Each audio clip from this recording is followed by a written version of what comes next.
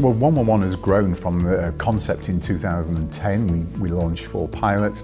We're now at the stage where 16 million people a year are calling 111 as their principal route into urgent care services.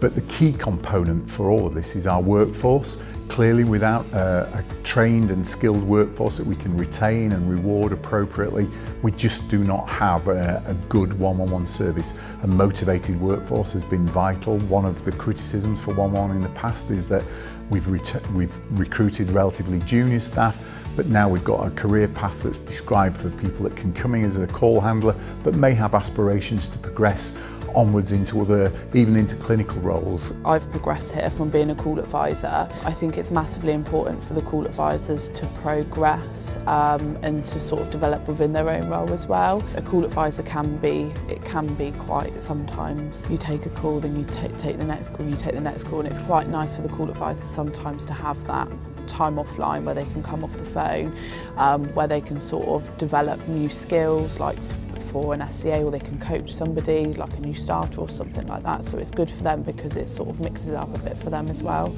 I think recruitment and retention are 2 fundamental issues for the integrated urgent care system. And I think the Workforce Blueprint will really help us in terms of improving our recruitment and retention. It provides people with a really clear framework for where they might sit, whether that be in a clinical role or in a non-clinical role, right the way from bands 2 up to bands 9.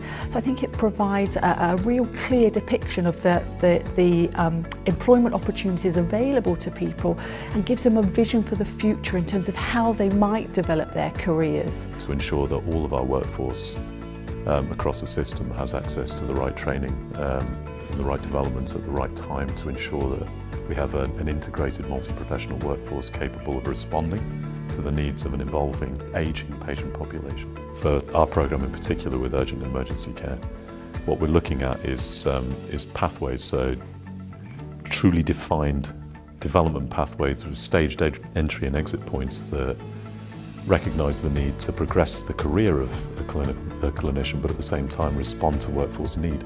So there is a balance between what the individual wants in terms of their aspirations and their own personal development needs, and what the workforce needs from them.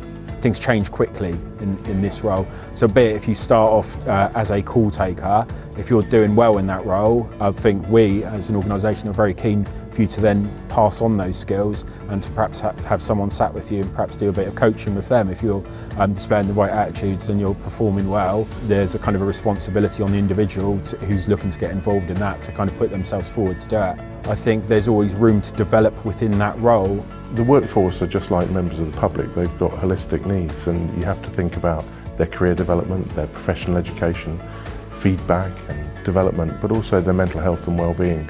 The Workforce Blueprint provides all of these things in one package to help guide providers, supported by commissioners, in getting everything in place to support that most effective workforce, who in turn can support the callers and the patients presenting to the 111 telephone number. That suite of documents really gives the provider all the information that they need to go out and hire the right sort of staff, to train them and develop them in the right kind of way. So we're starting to see changes already, and having this more diverse skill mix allows us to make sure that patients are getting the right sort of care from the most appropriate individual, but also in a cost-effective manner. I can take information that I obtain from different levels and different services, and I can look at how we can improve things. I can speak to the different staff, and then I can take those opinions and those ideas to senior managers to be able to look at improving things. Everyone's welfare is looked after, everyone feels like they are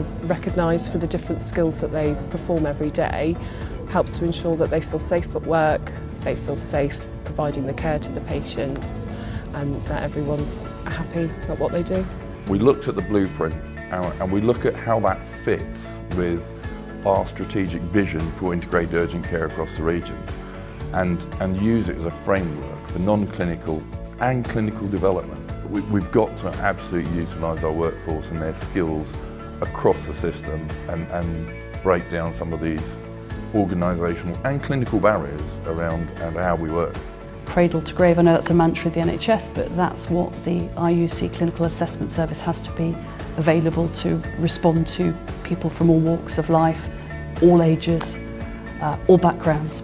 So it's really important that we have the right workforce, the right skill mix, a multidisciplinary team within that clinical assessment service to support patients who call 111 with urgent care problems.